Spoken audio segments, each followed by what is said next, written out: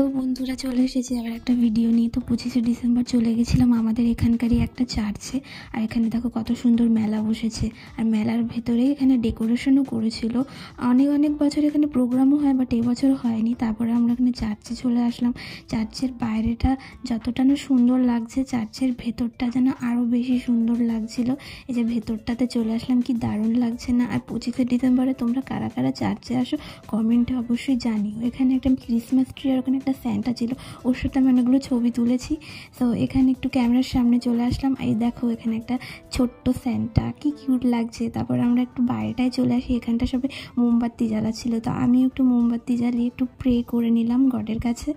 তো এবার আমরা মেলায় এসে চলে যাই প্রথমে মোমোর দোকানে। মোমোর সাইজগুলো যেন দিন দিন ছোট হয়ে যাচ্ছে। তারপরে মায়ের জন্য একটু বাদাম আর পাঁপড় নিয়ে বাড়ি চলে যাই। তো আজকের ভিডিওটা এখানেই। চ্যানেলটাকে সাবস্ক্রাইব করতে ভুলো না। টাটা।